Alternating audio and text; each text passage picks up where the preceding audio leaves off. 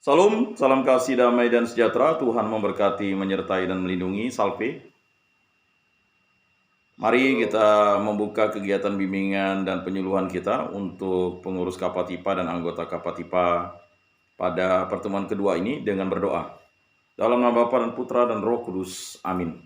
Allah Tritunggal Yang Maha Kudus, terima kasih atas karya agungmu kami dipertemukan kembali pada hari ini dalam jalur online ini dengan menggunakan aplikasi dari Google Meet dan juga teknologi ini.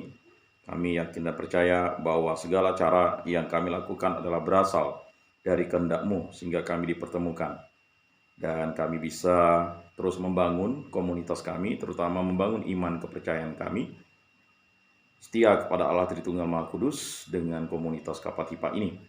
Semoga komunitas Kapatipa ini menjadi komunitas yang selalu menghadirkan kehendak Kristus dalam setiap langkah, segala program, dan juga pelayanan yang kami lakukan demi semua anggota Kapatipa. Semua doa ini kami serahkan ke perantaraan Tuhan kami Yesus Kristus yang hidup dan beraja kini dan sepanjang segala masa. Amin. Dalam nama Bapa dan Putra dan Roh Kudus. Amin. Pada pertemuan kedua ini, sesuai dengan apa yang saya sampaikan, bahwa pertemuan kedua ini adalah suara hati dan kaum muda. Saudara-saudari yang terkasih dalam Yesus Kristus, teologi Katolik menekankan pentingnya peranan suara hati dalam menentukan kebenaran atau kekeliruan. Jadi sekali lagi, teologi Katolik menekankan pentingnya peranan suara hati dalam menentukan kebenaran atau kekeliruan. Jadi kalau kita dalam ujian itu nyontek, itu kita pasti akan bertentangan dengan suara hati kita. Ya, kalau tidak percaya silakan buktikan sendiri. Kalau kita melakukan kejahatan, kita melakukan pelanggaran moral, kita tidak datang ke gereja, pasti ya suara hati kita akan membunyikan itu. Ada early warning system biasanya. Kalau kita melakukan kejahatan-kejahatan ya. Tetapi kalau suara hati kita sudah semakin tumpul dan tidak kita dengarkan, akibatnya kita akan merasa berdosa itu tidak berdosa. Nah, itu bahaya. Apatisme, egoisme, kesombongan, ya kan? Kemudian acuh tak acuh, kalikan nol, kak tikaulah, mana duli. Nah, itu udah bagian dari kita tidak lagi mementingkan suara hati kita. Dan jangankan kita minta tolong, minta maaf aja susah, apalagi terima kasih. Nah itu. Jadi kalau misalnya kawan kita tanya atau kita bertanya apa jawabannya, lalu kawan kita tidak kasih, lalu kita akan membenci dia. Jadi kita ini melakukan kejahatan dan kita membenci orang yang tidak melakukan kejahatan kepada kita. Itu adalah sesuatu yang melanggar moral. Contohnya kita misalnya tidak senang dengan kawan kita yang tidak mau mabuk. Jadi kita kucilkan dia, kita tidak ajak. Tetapi kita senang dengan kawan kita yang suka mabuk. Ya, akibatnya ya kita telah mengucilkan suara hati kita sendiri. Dan kita telah mengucilkan kebenaran itu dan kita berada dalam suatu hal yang sesat. Nah itu. Begitu juga kalau misalnya kita tidak CS dengan kawan kita. Misalnya dia tidak mau ngasihkan kita jawaban karena dia sudah belajar. Dan dia tidak mau menolong kita padahal kita sering menjamin dia. Jadi kita menganggap kebaikan kita itu adalah suatu jaminan untuk mendapatkan kebaikan orang. Itu sebenarnya adalah kekeliruan. Nah, dalam dokumen yang muncul akhir-akhir ini, konferensi para uskup di Irlandia secara umum mendefinisikan suara hati sebagai kepekaan akan kebenaran atau kekeliruan dan kepekaan akan prinsip-prinsip fundamental untuk melaksanakan yang baik dan menolak yang jahat. Jadi kita bisa menolak yang jahat kalau kita mau buka kepekaan hati kita dan mendengarkan kehendak Allah. Dan mendengarkan suara hati yang berasal dari kehendak Allah itu. Contohnya kalau kita misalnya ingin mencuri mangga orang, lalu tiba-tiba kita merasa salah. Dan kita mendengarkan suara hati kita yang mengatakan itu salah. Kita akhirnya tidak mencuri mangga itu. Kan banyak yang bertanya kepada saya, ya kan? Dulu waktu saya penyuluhan di Bengkayang, seorang murid ini iseng kali. Pak, kalau membunuh babi dosa enggak? Yang berdosa itu mencuri babinya. Ya kan, tidak mungkin kan kita makan babi yang masih hidup, pastilah kita potong kan. Kata membunuh itu adalah membunuh sesama. Nah, kalau kita memotong babi, memotong ayam, memotong sapi, itu bukan membunuh, ya kan? Tak mungkin kalian makan daging mentah, ya kan? Ya pastilah harus dipotong dengan cara yang benar. Nah, mengapa orang Kristen atau orang Katolik, ya kan, kalau misalnya memotong sesuatu itu sepertinya tidak ada ucapannya? Keliru. Sebenarnya ada ucapannya. Dalam nama Bapa dan Putra dan Roh Kudus. Tapi kita ini kan terkadang ya melupakan tanda kemenangan kita. In hoc signo vinces. Dengan tanda salib kita pasti menang. Nah, mungkin banyak yang bertanya, doa paling singkat itu apa? Ya tanda salib. Ketika kita mau pergi ke kuliah atau kita mau tidur, ya kita tanda salib itu adalah doa. Ya kan? Jadi orang Katolik itu memulai doa dengan tanda salib dan menutup doa dengan tanda salib. Karena harus kita berdoa dalam nama Bapa dan Putra dan Roh Kudus. Amin jawabnya. Nah, ini harus dibiasakan membuat tanda salib. Mungkin banyak di antara kita makan di kantin, tanda salibnya kecil dibuatnya. Kalau bisa kawan kita tidak lihat. Atau pas ngobrol cepat-cepat kita tanda salib seperti ngusir lalat. Nah, itu kita sebenarnya sudah menjerumuskan diri kita ke dalam kesesatan dan ketidakpedulian terhadap iman kita. Begitu juga kalau kita pada hari Minggu tidak misa, tidak ke gereja. Sekarang saudara-saudari yang terkasih, misa itu yang ada di kota Pontianak ini dari jam 5:30 pagi sampailah jam 7 malam. Jadi aneh kalau kita tidak bisa datang misa. Ya kan? Oh, tidak bisa bangun pagi. Ya kan, 8 paroki atau 8 gereja di kota ini, sampai yang paroki dekat dengan kota juga itu ya dari jam 5:30.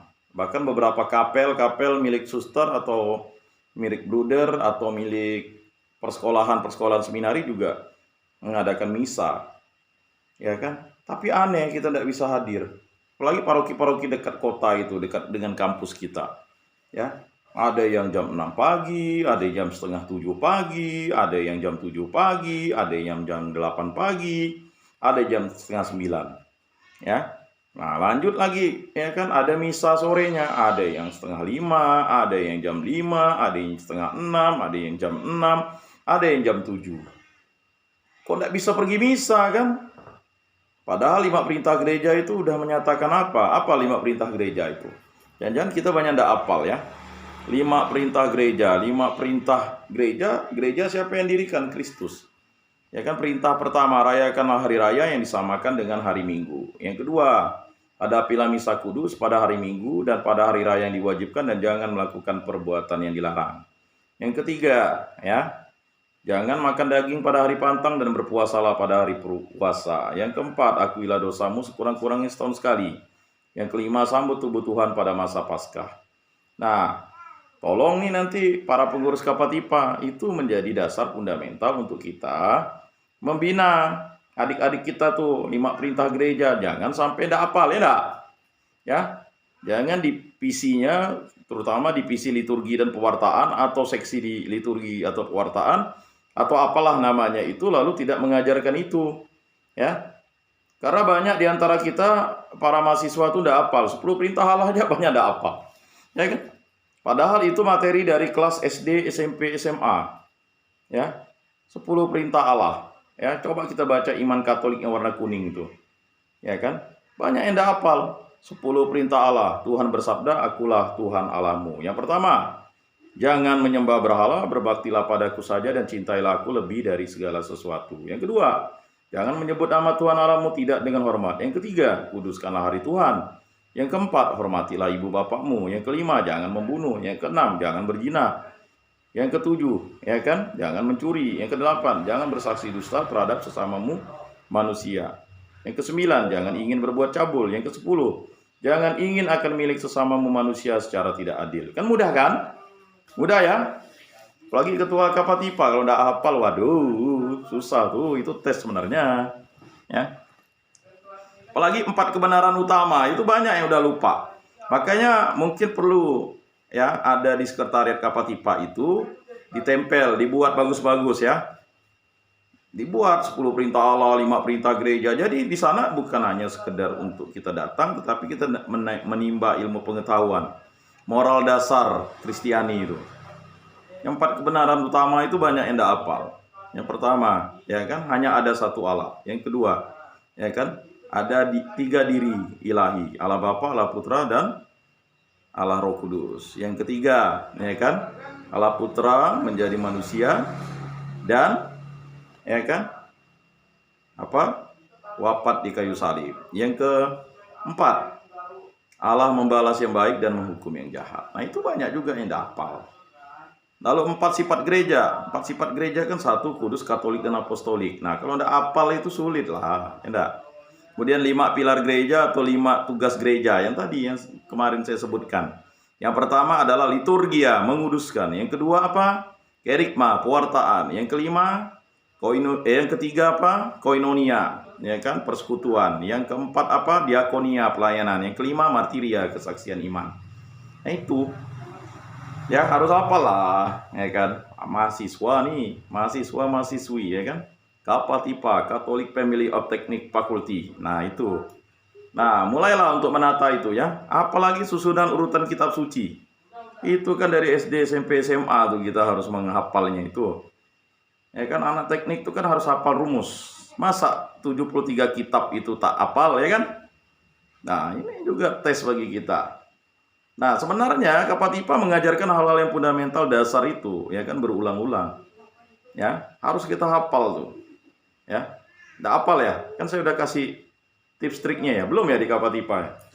Ya kan, kalau kitab yang paling pertama itu kan kitab Kejadian, kitab ke-73 itu kan kitab Wahyu. Lalu Taurat Musa itu kan kita hafal juga dengan jembatan keledainya. Kakak ibu. K-nya Kejadian, kitab pertama, yang keduanya adalah Keluaran, ya. Kemudian yang ketiganya Imamat, yang keempatnya Bilangan, yang kelima Ulangan. Mudah kan? Kakak ibu. Ya kan? Jadi mudah ngapalnya, ya kan? Kemudian selanjutnya setelah Taurat Musa atau Pentateuk itu pasti disusul dengan kitab. Kita tahu bahwa Musa tidak masuk ke tanah terjanji, tetapi ada hambanya atau ada penerusnya, yaitu Yosua. Nah, itulah kitab ke-6, Yosua. Setelah itu kita dengarlah cerita Simpson dan Delila. Nah, itu kitab Hakim-Hakim. Jadi kitab ke-7 itu Hakim-Hakim. Nah, lalu kitab ke-8 itu apa? Ya kan, ada seorang perempuan yang luar biasa. Ya kan? Yaitu Ruth. Nah, di situ ya, jadi Joshua, ya kan? Kemudian Hakim-Hakim, lalu Ruth. Ya. Kemudian kitab ke-8, 9, 10, 11, 12, ya 13, ya kan. Ya, kitab ke ini ya, ke-9, 10, 11, 12, 13, 14 itu kitabnya kembar.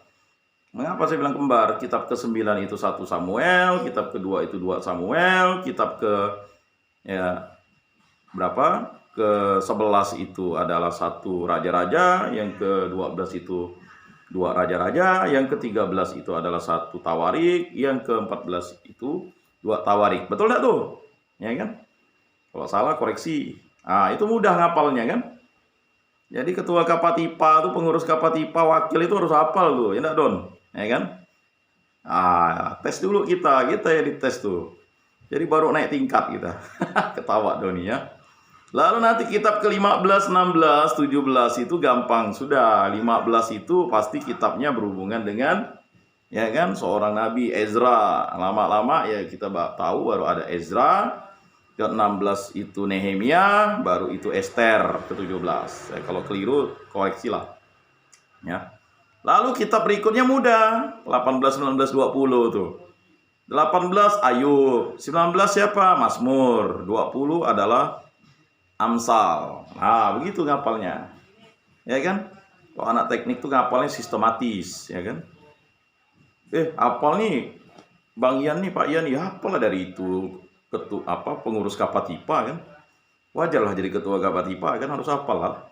Minimal terbalik pun enggak apa-apa, ya enggak, Don? Doni. Ya. Berikutnya kitab ke-21, ke-22, ke-23 itu udah gampang kalau dari situ. Ya kan? Pastilah kitab ke-21 itu Pengkhotbah, ke-22 itu Kidung Agung. Itu kan udah dibuat sistematis ya. Itu kesepakatan bersama baik LAI atau LBI. Ya kan? Nah, sudah itu antara Pengkhotbah dan Kidung Agung 21 dan 22, berarti kitab ke-23 itu ada nabi-nabi. Yaitu 23 Yesaya, ke-24 Yeremia, ke-25 Ratapan. Nah, mudah kan? Udah 25 ngapalnya itu. Nah, ke-26 ya kan kitabnya apa? Ya kan kalau sudah keratapan berarti itu kita berhubungan ya dengan nabi-nabi yang lainnya, yaitu yang ada ya kan Yeskiel, kemudian ke-27 apa? Ya kan Daniel. Nah, udah. Nah, kitab nabi-nabi besar namanya tuh. Barulah disebut dengan 12 kitab nabi-nabi kecil. Dibilang kecil itu bukan borangnya kecil, tapi suratnya pendek. Nah, itu udah mudah ngapalnya. Mulai dari mana? Ya kan, yang biasa dibacakan pada Rabu Abu, ya kan? Ya, udah ada L-nya situ, Yoel, ya kan? Betul ya? Kan begitu. Nanti udah Yoel, ya kan, kita masuk ke ya. Apa setelah Yoel? Ya. Yoel, Amos, betul enggak? Ya kan? Amos apa? Ya kan? Ya. Ayo, apa? Yoel, Amos, Obadya. Hah? Mana nih? Gimana Don? Habis Yoel apa John? Ya? Obadya. Habis Yoel Obadya. Ya, habis Yoel, Obadya, Amos. Ya enggak? Betul enggak tuh? Yang terbalik-balik. Yoel, Obadya, Amos kah? Amos dulu. Yoel, tinggal buka Pak. Yoel, Amos, Obadya. Udah itu? Ya kan? Hah? Mika, Yunus. Betul enggak tuh? Hah? Yoel, Amos, Obadya, ada yang kurang tuh, apa? Mika, Yunus, Yo, Saputra apa ya? Yang ini banyak yang sering keliru nih. Gimana? Dicek lah di Google, ya. Itu harus dihafal tuh, ya. Ayo, Yoel. Ya. Setelah Yoel apa? Amos. Udah Amos apa? Ya, Obadya. Udah itu? Ya kan? Si Doni udah ngapal ya. Udah Obadya apa? Mana duluan? Mika ke Yunus? Ya kan? Hah? Hosea-nya kemana? Ya kan? Nah, nanti itu Nahum, Habakuk, ya kan? Ya kan? Hagai, Jepanya, Zakaria, Maleaki. Nah, mana? Hosea-nya di mana tuh? Hah? Yoel, Hosea, Obadya, kayak begitu. Ayo, Doni.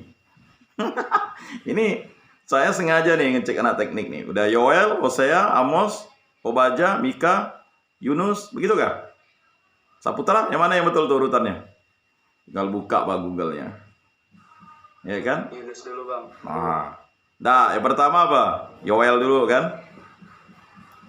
Betul nggak Yoel? Yoel, Bang. Nah, habis itu yang kedua apa? Hosea? Amos. Yang ketiga apa? Obadya. Yang keempat? Yunus. Yang kelima? Mika. Yang keenam? Nahum. Yang ketujuh? Habakuk. Nah, yang kedelapan? Zefanya. Yang kesembilan? Hagai. Yang ke-10? Zakaria. Yang ke-11? Maleaki. Kurang tuh 12 nabi kecilnya. Hosea-nya kemana? Hilang Bang. Hosea-nya di mana tuh? Kitab keberapa tuh? Masa kalian menghilangkan? Kalau muda tuh Nahum, Habakuk, Jepanya, ya kan? Kemudian Hagai, Zakaria, Maleaki, oke lah. Nah, Hosea kitab kemana? Mana dulu? Hosea kah? Yoel dulu. Yoel, Hosea, ya kan? Yo. Hosea dulu. Aduh, barulah. Jadi Hosea, betul? Betul bang. Yoel, betul? Yoel. Betul bang. Amos. Betul nggak Amos? Betul bang. Nah, habis itu Obesi, ingat ya gitu, Obaja. Udah itu, ya, ya. Habis itu Mika, Yunus, atau terbalik, Yunus dulu kan? Udah Obaja, Yunus, Mika, Nahum, Habakuk, Hagai, Yefanya, ya kan? Zakaria, Maleaki. Nah, itu 39 ya. Di 12 itu dari mulai Hosea, Yoel, ya itu harus dihafal ya kan. Nah, berikutnya ada ya 7 kitab Deuterokanonika, atau sebenarnya ada 9 sih. Cuman yang itu hanya tambahan. Yang pertama yang sekarang lagi dibaca itu ya kan. Sebenarnya kitab itu bukan yang kitab yang ke-40 ya, tapi kita urutkan berdasar yang itu. Yang 40 itu adalah Tobit, yang ke-41 itu adalah Yudit ya. Berikutnya ada tambahan kitab-kitab Ester. Nah, setelah itu yang ke-43 adalah ya mana dulu? Kebijaksanaan Salomo. Habis itu kitab Putra Sirak. Betul? Berikutnya adalah yang ke-44 Baruk. Kemudian yang berikutnya tambahan kitab-kitab Daniel. Berikutnya adalah ya kitab 1 Makabi, kitab 2 Makabi. Mudah kan ngapalnya? Gimana dong? Nah, kalau perjanjian baru 27. Jadi itu tadi saya katakan. Ingat motor, perjanjian lama 46. Kalau perjanjian baru 27. Dimulai dari Injil, Matius, Markus, Lukas, Yohanes. Ya kan? Baru habis itu kitab selanjutnya adalah Kisah Para Rasul. Berikutnya apa? Ya bukan langsung kita sebut Roma, tapi kita untuk menghafalnya ya Surat Rasul Paulus kepada jemaat di Roma. Setelah itu surat Rasul Paulus ya kan? Yang pertama kepada jemaat di Korintus. Surat Rasul Paulus yang kedua kepada jemaat di Korintus. Nah, itu banyak anda hafal tuh. Berikutnya surat Rasul Paulus kepada jemaat di Galatia. Surat Rasul Paulus kepada jemaat di Efesus. Nah, ini yang sering salah nih. Saya pun sering salah bilang Efesius pula. Mana Efesius? Efesus. Ya, berikutnya surat Rasul Paulus kepada jemaat di Filipi. Berikutnya surat Rasul Paulus kepada jemaat di Kolose. Nah, baru kepada orang-orang. Belum, masih ada satu tempat. Surat yang pertama kepada jemaat di Tesalonika. Surat yang kedua kepada jemaat di Tesalonika. Itu surat Rasul Paulus ya. Berikutnya baru surat Rasul Paulus yang pertama kepada Timotius, surat Rasul Paulus yang kedua kepada Timotius, surat Rasul Paulus kepada Titus, surat Rasul Paulus kepada Filemon. Nah, itu dulu ya pastor bina saya waktu misdinar di Stella Maris itu gitu. Mana Nopan tuh kan? Itu harus hafal tuh misdinar. Siapa yang jadi misdinar di sini? Ada? Coba angkat tangan yang pernah jadi misdinar. Ada? Enggak ada kah?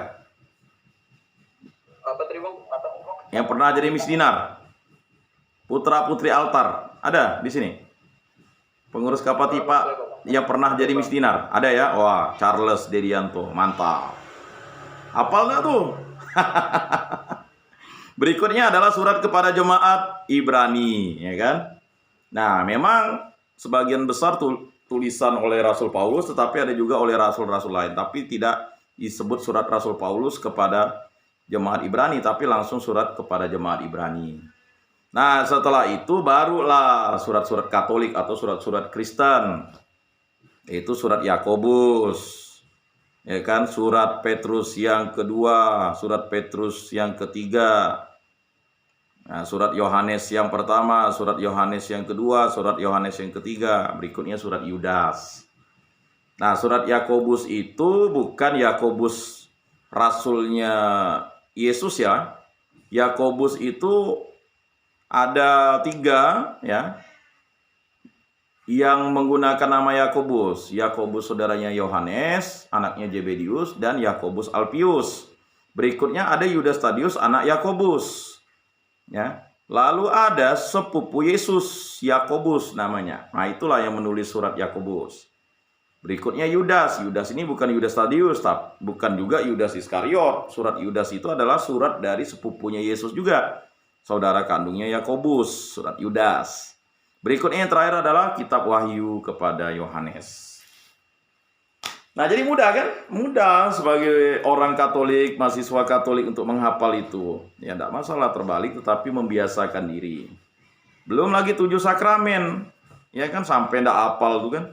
Sakramen pembaptisan, yang kedua adalah sakramen ya, Ekaristi, yang ketiga adalah sakramen Krisma. 3 sakramen itu disebut sakramen inisiasi atau inisiasi Kristen. Jadi inisiasi Kristen itu menandakan kita menjadi pengikut Kristus yang sempurna. Makanya yang belum Krisma silakan ikut Krisma. Adakah yang belum baptis di sini? Ada? Ada Don? Yang belum baptis Don? Nah, sampaikan kepada pastor Kuku untuk ikut katekumen, ya. Atau ikut katekumen di parokinya masing-masing. Berikutnya ada sakramen kesembuhan dari ilahi. Bukan hanya kesembuhan penyakit jasmani, yaitu adalah sakramen untuk menghapus dosa. Sakramen tobat. Ya kan, yang berikutnya adalah sakramen pengurapan orang sakit atau bekal untuk orang sakit agar selalu bersukacita ya kan dalam hidupnya, dan itu diberikan kepada orang yang mungkin mau operasi, mungkin mau ya penyakitnya berat kan begitu, dalam bahaya maut. Nah, berikutnya ada sakramen panggilan. Nah, sakramen yang berikutnya ya sakramen panggilan. Ya, semua orang itu dipanggil untuk menjadi imam, nabi, dan raja, tetapi ada sakramen yang merupakan sakramen khusus, yaitu sakramen imamat. Nah, imamat itu kan ada tingkatnya ya. Tingkat pertama ya tabisan diakon, tingkat kedua adalah tabisan imam, tingkat ketiga adalah tabisan uskup. Jadi di dalam gereja Katolik itu ada 3 tabisan, tabisan diakon, tabisan imam, dan tabisan uskup. Nah, itu disebut umat berjabatan. Nah, berikutnya adalah sakramen panggilan, yaitu sakramen perkawinan atau sakramen pernikahan suci atau perkawinan suci. Jadi paham ya, bagi orang Katolik jangan main-main dengan kawin. Ya. Kadang kan ada guyon, kawin sering, nikah belum. Itu salah. Ya, itu jinah kali yang sering. Ya. Jadi harus dipahami. Makanya kalau orang yang belum menerima sakramen perkawinan tidak diperkenankan untuk menyambut Ekaristi Kudus karena dia dalam halangan, begitu ya. Atau dia membunuh orang atau berzina, dia tidak, sebelum dia menerima sakramen pertobatan, rekonsiliasi dengan Allah, dia tidak diperkenankan. Atau contoh, kalau kita sekali tidak datang ke gereja itu berdosa berat. Harusnya kita menerima sakramen tobat. Tapi banyak di antara kita nyelonong. Nah, mungkin itu harus diperkuatkan lagi katekesenya oleh pengurus ya. Itu harus diingatkan kepada mahasiswa-mahasiswa baru. Jangan tinggal di kos, ya main game, pacaran. Atau pergi ke warkop. Warkop gile sampai 8 jam. Duduk di gereja 1,5 jam tidak mampu. Mau gereja kayak mana? Yang pakai AC, full AC. Ayo pergi ke katedral. Tinggal duduk. Kan kayak teater ya, duduk ya kan? Betul kan? Ini ke warkop panas ya, beli nyetor lagi. Ya kan? Malah kolektenya banyak ke warkop. 5.000, 10.000, 15.000, ya kan? Nah, ini memang sesuatu yang ya jalan untuk menuju kebinasaan itu terbuka lebar, tapi jalan untuk menuju kepada kebenaran itu sempit. Berjuanglah, masuklah ke pintu yang penuh sesak itu. Baik, kita kembali ke tema utama kita, yaitu suara hati dan kaum muda. Mengapa saya mengingatkan itu? Karena itulah dia yang mesti kita pahami sebagai prinsip-prinsip fundamental untuk melaksanakan yang baik dan menolak yang jahat. Jadi kalau kita misalnya belum suami istri berciuman, itu apakah cabul enggak? Ya cabul. Baru ingin berbuat cabul, baru ingin nonton film porno, ya udah dosa. Nah, itu kita sudah berbuat jahat. Jadi jahat itu mudah untuk kita tahu karena sudah ada 10 perintah Allah. Ya. Mencontek tak ada Pak disebut dalam 10 perintah Allah. Ada, itu namanya mencuri. Mencuri. Lah, kita kan mencuri barang sendiri Pak. buku-buku sendiri, kita tulis sendiri, kita buat sendiri, Pak. Kan itu usaha. Usaha yang jahat. Nah, ya kan? Itu melemahkan iman namanya. Kalau berzina itu justru memutuskan iman kita kepada Allah. Kalau mencuri itu namanya melemahkan iman. Loh, kok mencuri, Pak? Nah, kita tahu Ananias kan? Apa yang terjadi dengan Ananias tuh? Ya, dalam Kisah Para Rasul banyak nama Ananias, tapi Ananias ini dengan istri ini agak aneh. Dia jual rumahnya sendiri, dia sudah menyerahkan itu kepada jemaat 100%, tapi dia kutip keuntungan 10%, lalu mati dia. Karena dia berbuat jahat, niatnya adalah total, penuh, tapi rupanya dia masih cari keuntungan. Nah, akibatnya apa? Ananias itu mati.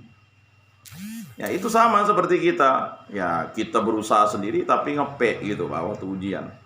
Nah, itu tadi suara hati kita semakin tumpul.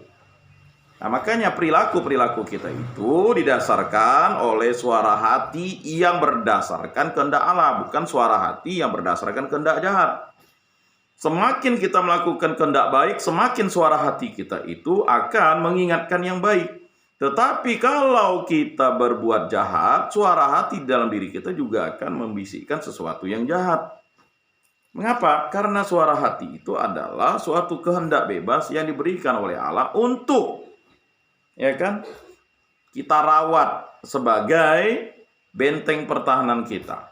Maka dalam surat Yakobus itu katakan apa? Lawanlah iblis. Ya, pertama untuk melawan iblis itu ada syaratnya. Tunduklah kepada Allah, lawanlah iblis, dia akan lari daripadamu.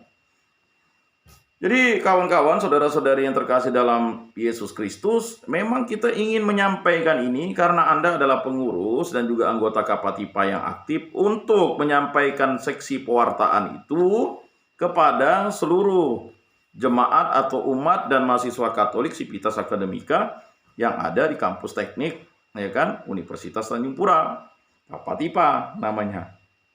Nah, jadi harus dipahami, secara lebih umum, suara hati bisa didefinisikan sebagai membedakan secara terpilah-pilah nilai-nilai moral yang harus dipilih pada situasi khusus. Ya. Nah itu. Dengan demikian, suara hati berurusan dengan bimbingan yang bersifat ya etis terhadap diri sendiri dalam perilaku manusia yang konkret. Kalau saya bertanggung jawab terhadap tingkah laku, ya, kalau saya menanggapi suara hati saya bertindak secara bebas dan bertanggung jawab terhadap tingkah laku yang mencerminkan nilai-nilai saya dalam situasi eksistensial yang konkret di tengah hidup saya sendiri. Contohnya cinta. Cinta itu kan melahirkan tanggung jawab, kewajiban, dan kesetiaan. Kalau kita ya katakan cinta kepada pacar kita, tapi kita tidak tanggung jawab, SMS enggak, ya kan, say hello enggak, ya kan, kita gantung, nah, lalu tak tanggung jawab, ya kan. Kalau kita tanggung jawab, kita harus menjaga keperawanan dan keperjakaannya, kewajiban untuk tidak menghamili dan dia hamili, lalu setia, kan begitu. Ya kalau dalam pacar, ya kalau memang sudah tidak suka ya putus saja kan. Tapi kalau suami istri enggak bisa, ya kan, tanggung jawab, wajib dan setia dalam untung dan malang, ya kan, sehat dan sakit, suka dan duka. Siapa yang ikut misalnya dalam sakramen perkawinan itu? Pasti udah ya. Adakah yang belum pernah ikut lihat keluarganya, abangnya, kakaknya ya terima sakramen perkawinan? Dengar janji yang mereka ucapkan, ya. Seperti itu kan formanya? Ya kan? Nah, jadi begitu, harus dipahami. Nah, itulah yang harus kita perjuangkan sebagai, ya kan, seorang Katolik sejati. Secara kritis, gereja telah memandang suara hati sebagai sarana mutlak bagi pembuatan keputusan etis. Apa yang kini berkembang adalah suatu ketegangan antara pandangan-pandangan yang berbeda sehubungan dengan bagaimana kita harus mengambil keputusan moral. Jadi kalau saya tidak ke gereja, saya tidak bermoral dong. Ya jelas. Karena kita menolak cinta Tuhan. Menolak cinta Tuhan berarti kita tidak mau bermoral yang baik. Moralitas hidup Kristiani orang muda itu harus tinggi. Nah itu. Hujan badai pun kita harus datang ke gereja, misa. Kecuali waktu COVID kemarin, itu ada pengecualian. Karena terjadi sesuatu yang sangat Yang harus diselamatkan adalah keselamatan jiwa, begitu Pak. Karena jiwa, cintailah Tuhan Allahmu dengan segenap hatimu, dengan segenap jiwamu. Jiwa. Penyelamatan jiwa itu, Yesus sampai berkorban jiwa untuk menyelamatkan jiwa kita. Mengapa kita harus mengorbankan jiwa kita untuk sia-sia? Ya, kata Yesus, untuk apa orang itu terkenal dan memperoleh segalanya tapi mati, tapi dia kehilangan jiwanya. Ya kan? Tapi kata Yesus juga jelas, barang siapa kehilangan jiwanya karena aku, dia akan memperolehnya. Tetapi barang siapa yang kehilangan jiwanya bukan karena aku, dia tidak akan memperolehnya. Ya kan? Jadi harus dipahami, ya, apa yang kini berkembang adalah suatu ketegangan antara pandangan-pandangan yang berbeda sehubungan dengan bagaimana kita harus mengambil keputusan moral. Pada beberapa lingkungan ada usaha untuk menekankan hukum gereja. Di satu pihak, kalau hukum gereja ditekankan secara berlebihan, legalisme yang tidak sengaja dan halangan untuk pemikiran yang otentik bisa muncul.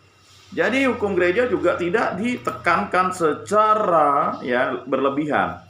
Contohnya, ya kan, sakramen perkawinan itu kan mutlak, itu adalah sesuatu yang kodrati. Dan Yesus udah tegaskan, ya kan, kamu sesat. Musa memberikan surat cerai kepadamu karena ketegaran tengkukmu itu. Tetapi pada mulanya Allah menciptakan laki-laki dan perempuan dan meninggalkan ayah ibunya dan bersatu dengan istrinya menjadi satu daging.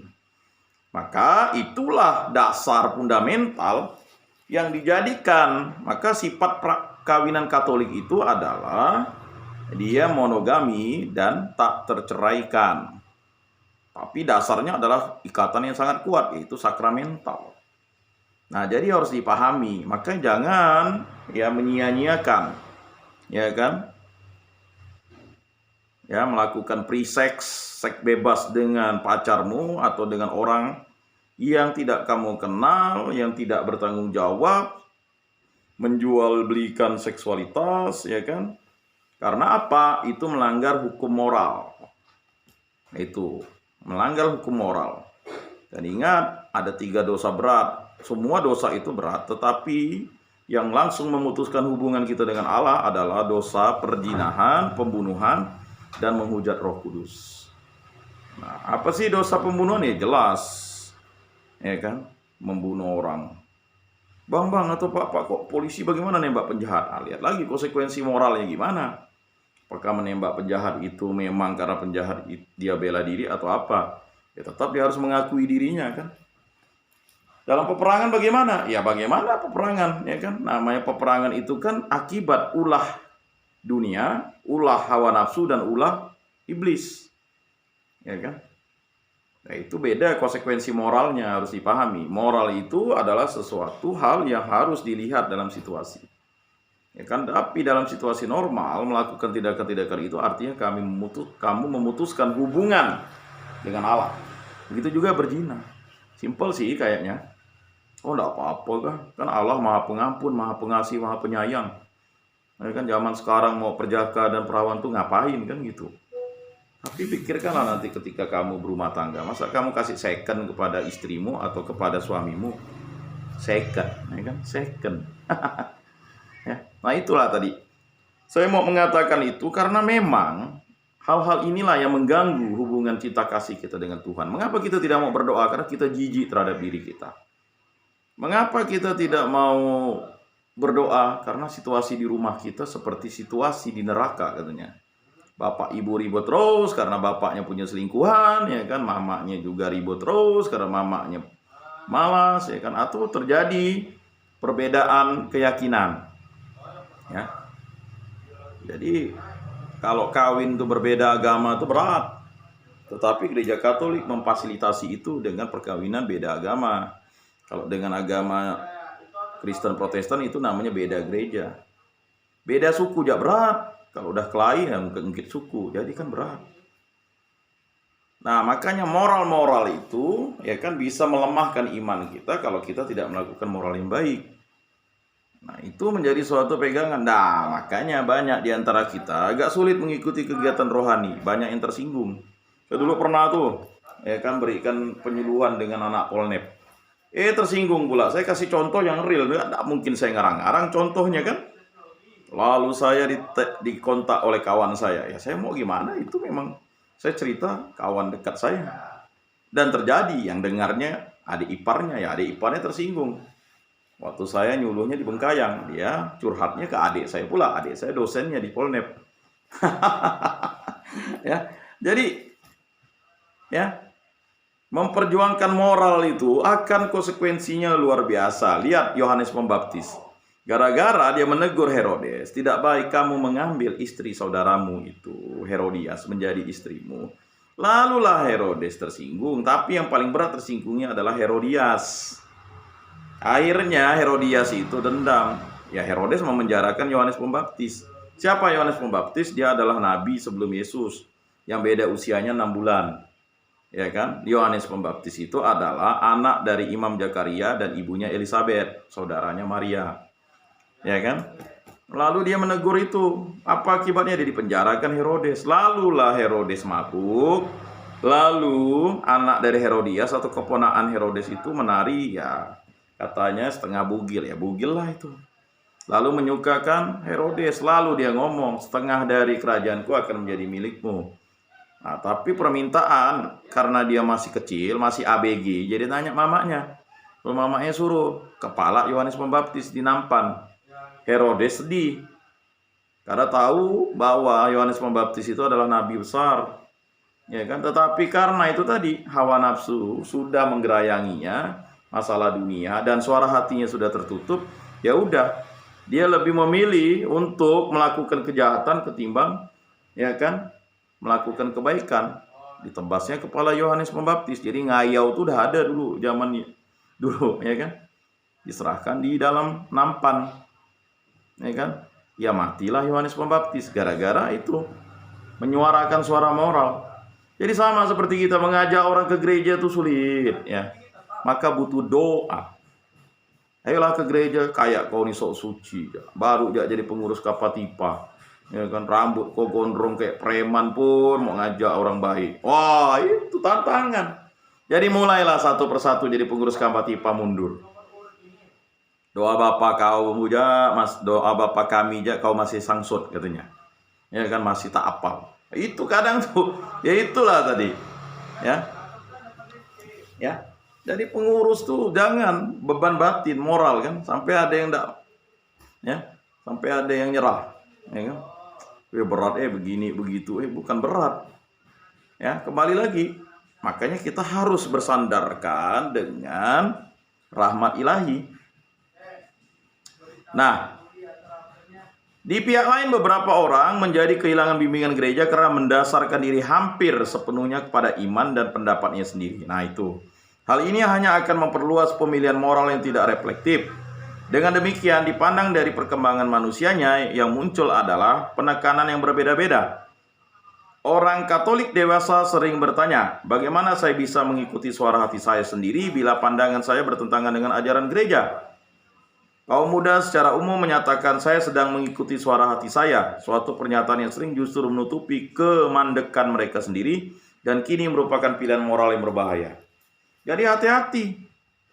Ngapa kau hamili pacarmu? Oh, saya kan ikut suara hati saya, suara cinta saya. Ah, itu, ya kan, itu kemandekan, pilihan moral yang berbahaya. Ya kan, ngapa kamu nyontek? Ya kalau nggak nyontek nggak dapat nilai A, bapak saya marah. Hah? Ya kan? Ngapa kamu misalnya mencuri? Ya kan? Karena uang kiriman dari bapak saya tidak ada. Ngapa kamu memakai narkoba? Karena bapak saya di rumah marah mama saya. Banyak alasannya. Dia buat suara hati sendiri. Pilihan-pilihan moralnya. Ya. Mengapa kau melawan bapakmu? Oh, karena bapak saya itu, ya kan, suka marah mama saya. Jadi kita itu membuat alasan-alasan. Biasanya akhirnya menyebabkan luka-luka batin kita. Luka-luka batin. Ya kan? Lihat bapaknya nampar mamanya, kita merasa takut, pilu, ya kan? Luka-luka batin. Lalu luka-luka batin itu menyebabkan kita murung, melamun, minder. Akhirnya kita malah menyalahkan Tuhan. Tuhan, mengapa kau kasih bapak aku seperti ini, mama aku seperti ini, kan? Tidak seperti mama kawan saya. Lihat rumput tetangga pula. Bukan dia bersyukur punya bapak mama. Hormatilah ibu bapakmu kalau model ibu bapakmu seperti itu, ya kan? Makanya jangan jadi model ibu bapak seperti itu. Tetapi kita perintah keempat, hormatilah ibu bapakmu. Makanya kita mengikuti moral.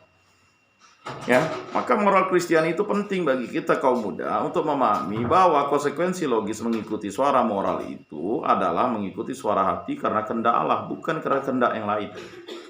Bukan karena kehendak dunia. Nah, ini harus dipahami. Ngapa bakal perawan? Biasalah, ya zaman sekarang tak perlu perawan, ya kan? Tak perlu perjaka, ya kan? Nah, ini kan adalah kesesatan moral yang menyebabkan kita tidak mampu, ya kan, menjaga, ya kan, moral itu tetap tinggi, kan begitu. Ya, begitu. Apa kau tak nyontek kan? Lihat aku nih nyontek, ngepek dapat A, kau tak nyontek dapat C. Nanti ngulang lagi, SP lagi, duit lagi. Itulah. Kita selalu inginnya, ya kan, melewati Jumat Agung. Maunya Minggu Palma, Kamis Putih, Jumat Agung kita lewati. Penderitaan tidak mau kita lakukan. Jadi kalau kita ingin memperoleh nilai yang baik, ya belajar dong, belajar. Ya kan, belajar itu kalau kita ngambil 24 SKS, itu belajar berarti menyisihkan waktu minimal 1 jam. 1 SKS itu kan sudah dihitung, berarti kita minimal 1 jam. Makanya disebut sistem kredit semester. Jadi kita harus belajar setelah kita tatap muka di kampus. Ya, setelah itu kita harus mendalami materi di kampus itu 1 jam. Jadi kalau kita 1 hari ngambil 4 SKS, berarti 1 hari kita harus belajar lagi 4 jam. Mau belajar di rumah, mau belajar di perpustakaan, silakan. Ya kan? Itu. Tapi kita kan banyaknya sistem kebut semalam. Udah mau UTS, mau UAS, barulah kebut belajar. Dari materi 1, 2, 3, 4, 5. Sampai supaya nilai itu baik, biasa dosen udahlah, materi sebelum UTS itu materi untuk UTS, materi yang setelah UTS, ya kan, itulah materi UAS, supaya mahasiswanya tertolong. Mau tolong apa lagi? Terkadang itu. Nah, itu yang tidak dipahami konsepsi kita sebagai orang yang tahu bahwa moral itu menuntun kita untuk menjadi lebih baik, dan tetap baik. Apa yang jauh lebih berguna bagi kelompok tersebut? Kelompok tua dan muda adalah pendekatan yang memperhatikan pilihan manusia yang sejati di tengah iman masyarakat yang bisa dipercaya. Nah, pendidikan religius Robert Friday menyatakan bahwa karena kecenderungan untuk menekankan hukum, banyak orang Katolik tetap menjadi anak-anak dalam mengambil keputusan moralnya. Ya kan, ngapa kau tak ke gereja? Ya kan, bapak mama saya tidak ke gereja. Jadi keputusannya anak-anak, anak kecil. Kan kita tahu, ya kan, ada kekeliruan sedikit. Waktu bapak mama kita misa, lalu kita diikutkan sekolah minggu. Ya kan? Jadi keputusan kita tuh anak kecil. Bapak saya tak ke gereja, ngapain saya ke gereja? Padahal kita udah dewasa. Mama saya tidak ke gereja, ngapain saya? Ya kan? Jadi keputusan kita seperti anak kecil. Ya kan? Bapak mama saya tidak perhatikan saya, ngapain ke gereja? Lalu merajuk dengan Tuhan. Ya kan, bapak mama saya tidak rajin berdoa, ngapain saya rajin berdoa? Jadi keputusan moral kita seperti anak kecil. Ya kan? Kita ini udah jadi anak besar. Ya kan? Kalau dikasih istri sudah punya anak kita. Betul enggak? Ya. Kalau dikasih suami sudah punya anak kita. Sudah menghamili dan dihamili kita, kan begitu. Tapi kan enggak bisa begitu. Kita harus menjadi pribadi dewasa yang punya intelektualitas. Karena seturut kehendak Allah, hendaknya kamu cerdik seperti ular, tulus seperti merpati. Cintailah Tuhan Allahmu dengan segenap hatimu, dengan segenap jiwamu, dengan segenap akal budimu. Maka kita harus belajar dengan segenap kekuatanmu, dan cintailah sesama manusia seperti dirimu sendiri. Ya kan? Makanya kata Adam, ya kan? Ya kan? Itulah tulang dari tulangku, daging dari dagingku, ya kan? Allah menciptakan manusia, perempuan itu dari tulang dan daging laki-laki. Nah, makanya kita harus memahami konsep itu. Kan jadi konsep moral itu penting. Ya. Maka janganlah menjadi moral seperti anak kecil. Ya kan? Tidak dikirim duit kiriman oleh bapak mamanya, merajuk tidak kuliah, lalu merajuk tak ke gereja. Ya kan? Berhenti kuliah. Itu namanya moral anak kecil. Dikasih permen, ayo nih, nih dikasih permen ke gereja ya, dikasih permen, gula-gula, bonbon, ya kan? Masih gak kalian tahu bonbon? Bonbon tahu bonbon? Zaman saya dulu bonbon. Tahu bonbon enggak? Ya kan? Bonbon, permen, gula-gula tuh beda kan? Nah, ya sejenis manis-manisan lah. Lebih ngeten permen sekarang, dulu bonbon, bonbon. Yuk ke gereja ya, dikasih bonbon, dikasih kue. Nah, itu seperti anak kecil. Ya. Friday percaya bahwa apa yang diperlukan dewasa ini adalah pemaparan pesan kitab suci dalam kerangka orang dewasa kepada individu yang pengalaman hidupnya telah mempersiapkan dirinya secara lebih baik untuk menerima atau menolak tuntunan-tuntunan etika Kristiani. Ya. Jadi orang Katolik harus didorong untuk menerima baik resiko maupun ambiguitas yang terkadang dalam pengambilan tanggung jawab pribadi atau atas keputusan moralnya. Jadi kita tidak boleh bingung. Menjadi orang Katolik ya harus ke gereja Katolik, bukan ke gereja sebelah. Udah apa-apa Pak, kita pergi ke gereja sebelah karena di sana ada bandnya Pak. Rambut kami kan gondrong, kami suka yang ada rock musiknya Pak. Kalau di Katolik itu monoponik ya suaranya. Kalau di tempat sebelah Pak, wah gila pakai gitar ya kan, efek. Nah itu kami ke sana Pak, bisa joget-joget Pak. Kita memuliakan Tuhan kan gitu. Itulah yang harus dipahami. Ya. Jadi orang Katolik harus didorong untuk menerima baik resiko maupun ambiguitas yang terkandung dalam pengambilan tanggung jawab ya pribadi atas keputusan moralnya. Benar bahwa pengambilan keputusan moral kaum dewasa berarti permulaan dari pendekatan kokoh yang diatur oleh hukum. Tetapi sebagaimana Friday menyimpulkan, resiko kehidupan di tengah ambiguitas dan dibatasi secara sempit dalam norma-norma moral mungkin adalah harga yang harus dibayar bagi kematangan dalam pengambilan keputusan moral. Penekanan pada pengembangan kematangan dalam pembuatan keputusan moral ini sungguh merupakan tujuan utama bagi kaum dewasa yang melayani kaum muda. Baik mereka yang melayani remaja tingkat SMA maupun tingkat perguruan tinggi. Jadi Anda ini kan adalah pelayan, ya kan, orang muda di tingkat perguruan tinggi, pengurus Kapatipa, anggota Kapatipa, ya kan. Makanya pengambilan keputusan di tingkat SMA dan perguruan tinggi ini penting untuk tercapainya moral Kristiani yang bagi kita sungguh luar biasa.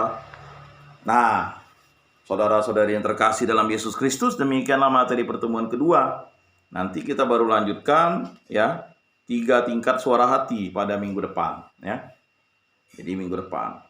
Nah, minggu depan hari apa nih rencananya? Hari Selasa kah atau hari Senin nih? Don. Kalau ini kan kemarin karena hari Selasa bisa Bang. Nah, hari Selasa ya. Jadi hari Selasa ya minggu depan ya. Jadi hari Senin.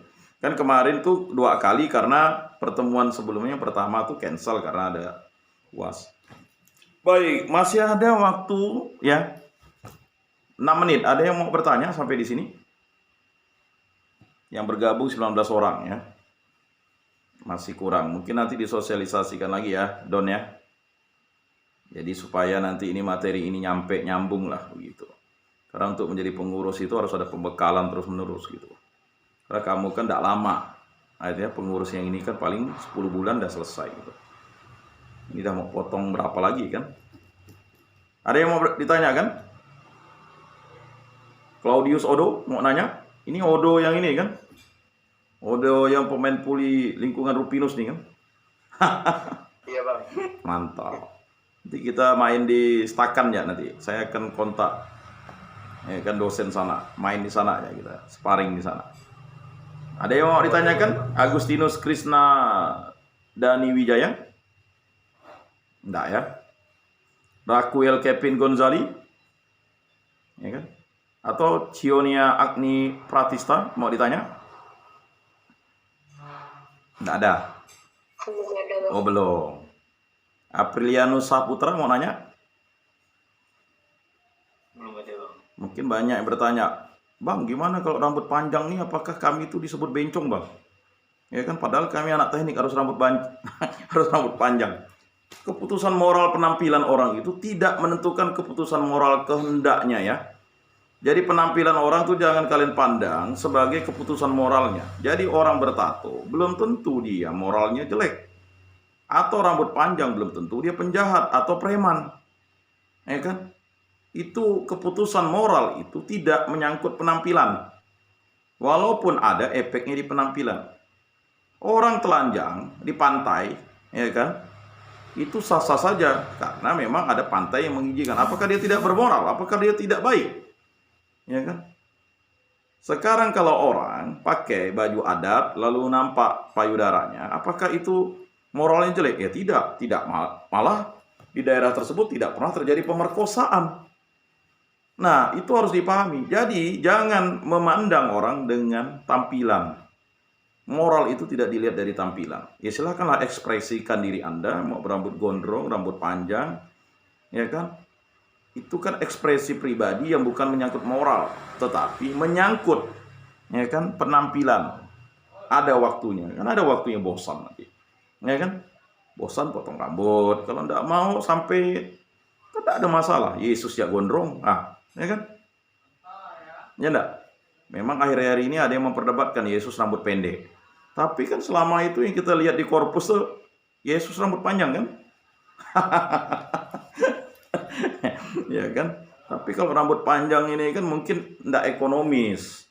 Sampo, perawatan harus rajin cuci rambut. Kalau tidak kan bau lah. Ya kan? Bisa keluar nanti sahang. Ya kan? Sahang di rambutnya, bukan sahang, ketombe kan. Kata kawan saya mau minta sahang enggak? Minta aja rambutnya si Ian tuh. Rambut saya kan dulu mana ada sahang nih, ini rajin bersampo nih. Kalau kita rambut panjang pasti rajin bersampo. Kalau enggak gatal minta ampun. Ya betul enggak? Nah itu mungkin ini mau ditanya Aprilianus Saputra nih ya, rambut panjang lah. Ada masanya nanti potong rambut. Bukan kita preman. Saya ingat dulu waktu saya potong rambut. Lalu ada orang di gang saya, alah ngapa kau potong rambut boy? Nggak lagi lah, keren katanya. Wabang nih dalam hati saya. Nyaman ya dia ngomong, tapi nggak ngasih kita sampo. Suruh rambut panjang kan. Saya ingat dulu kakek saya tuh hebatnya. Panjangkan sampai ke pantat Yan katanya. Iya kan? Nah, dia tahu karena saya pasti tidak akan melakukan itu. Kakek saya bilang, rokok lah katanya. Enak nih ngerokok nih katanya. Tapi keputusan saya tidak merokok kan begitu. Nah, jadi kakek saya itu mengajarkan tanggung jawab bahwa kita nih bisa. Ya. Jadi itu penting.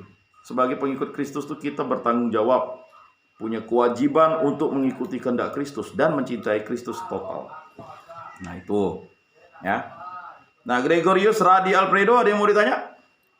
Karena saya mungkin enggak ada.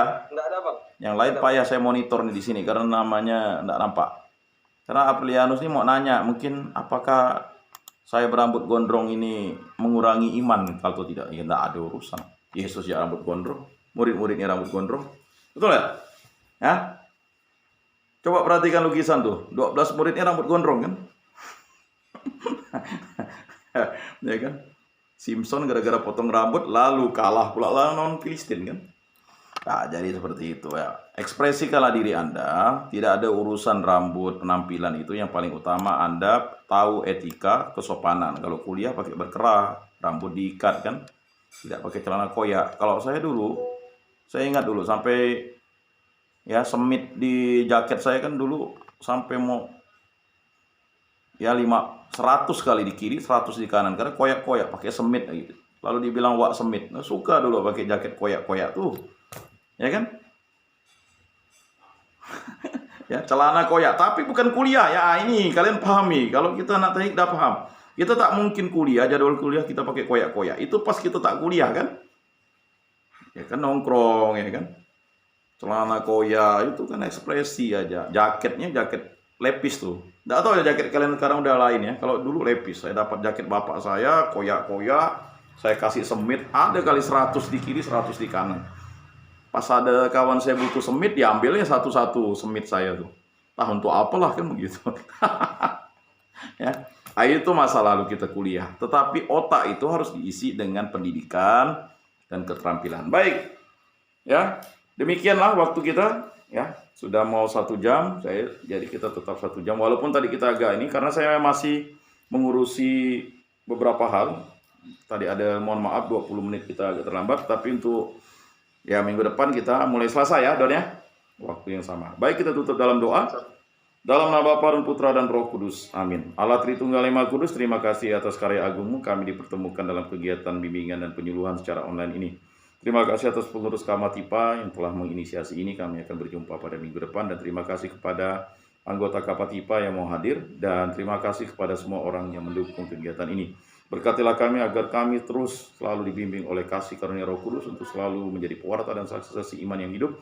Dan kami membina diri kami agar kami mampu menjadi pribadi seturut kehendak Allah. Semua doa ini kami serahkan dengan perantaraan Tuhan kami Yesus Kristus yang hidup dan meraja, kini dan sepanjang segala masa. Amin.